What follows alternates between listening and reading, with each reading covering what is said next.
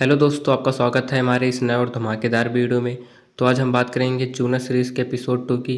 अगर आप पहला एपिसोड नहीं देखे हैं तो आप हमारे चैनल पर देख सकते हैं।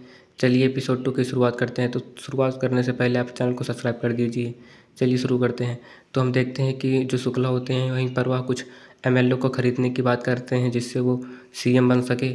और दूसरी तरफ हम देखते हैं कि जो जेपी यादव होता है वहीं पर वह कंस्ट्रक्शन के लिए काम करता है और बहुत बड़ा बिल्डर है। वह घरों को बनाता है और उसका डिज़ाइन पूरा देता है। तो एक बार जब वह शुक्ला की पार्टी में गया था और वहीं पर उसे पता चला कि मुझे एक बड़ी सी हवेली बनाना है और वहीं पर वह अपना कंस्ट्रक्शन का काम चालू कर देता है और उसको कुछ महीनों में ही घर तैयार हो जाता है। और उसके बाद जब वहाँ पर शुक्ला आता है और देखता है, सबसे पहले जो मूर्ति वहाँ पर थी उस मूर्ति को कैंपस से देखता है तो देखता है कि वहाँ पर उसका दिशा किसी और तरफ है। तो उसके बाद वह बुलाता है कि इसका कंस्ट्रक्शन कौन किया था।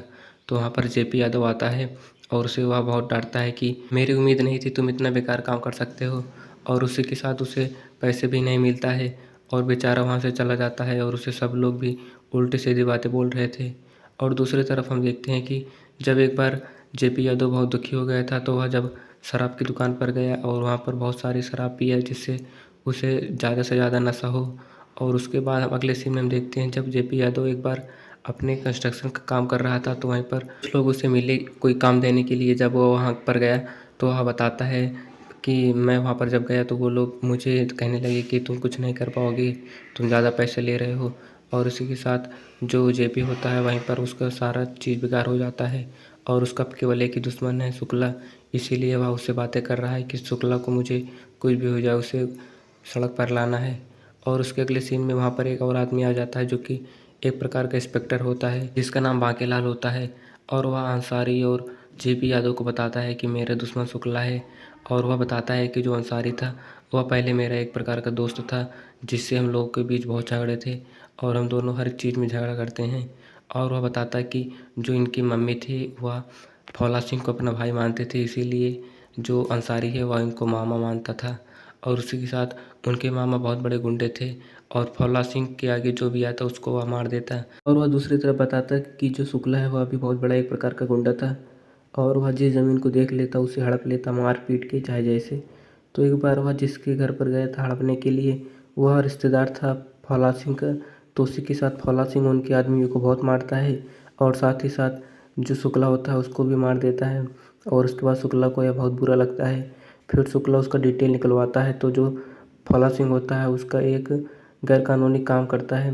तो उसी के साथ वह पुलिस के साथ मिलकर उस गैर कानूनी काम को अंजाम दे देता है और इससे पूरा काम बेकार हो जाता है फौला सिंह को। और फौला सिंह को एक बार वह ट्रेन के पटरी के पास इनकाउंटर भी कर देता है जिससे फौला सिंह मर जाता है।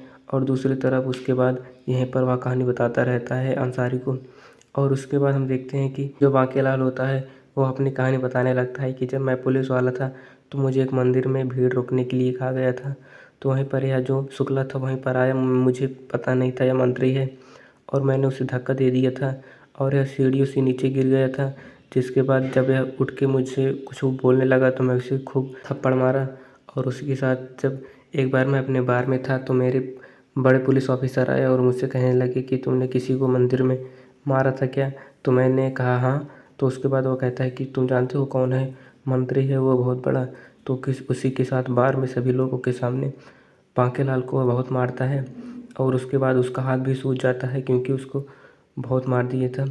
और वहीं पर बैठा शुक्ला सब कुछ देख रहा था और शुक्ला ने कहा कि तुम मुझे वहाँ पर मारे थे, मैं तुम्हें तुम्हारे ही बार में मार दिया। और उसके साथ उसका बहुत बड़ा दुश्मन बन गया था शुक्ला। और उसके बाद उसकी नौकरी अभी है लेकिन उसका शुक्ला बहुत बड़ा दुश्मन बन चुका है। फिर वो लोग बताता है कि मैं तुमसे मिलवाऊंगा अपने दोस्त त्रिलोकी से जो कि एक बहुत बड़ा चोर है और वह किसी भी जानकारी को अच्छे से कर लेता है। और उसी के साथ वह बताता है कि उन्हें शुक्ला के बारे में एक चीज़ पता चली है। शुक्ला कुछ एमएलए को खरीदने के लिए 200-300 करोड़ उसके पास पैसे आने वाले हैं। वह सब त्रिलोकी सुन लेता है जो कि वह दीवार को पेंट कर रहा था और मैं आप लोगों को त्रिलोकी से मिलाऊंगा। वह सब कुछ जानता है और उसके बाद वह कहता है कि हम लोग आपस में पैसे बांट लेंगे जितना भी मिलेगा और उसके साथ आगे शुक्ला को बर्बाद करने का हमारे लोग के पास मौका भी रहेगा।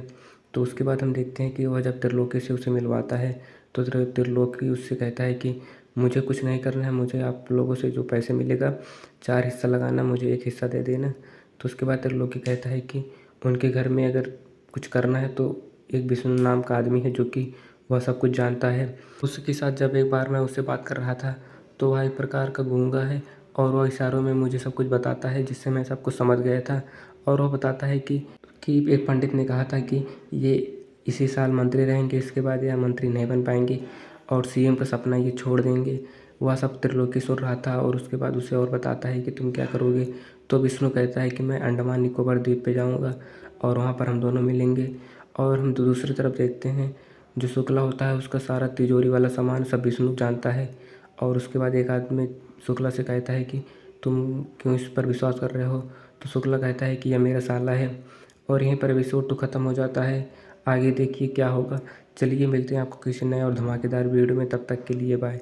और चैनल को सब्सक्राइब और वीडियो को लाइक करना ना भूलें। बाय।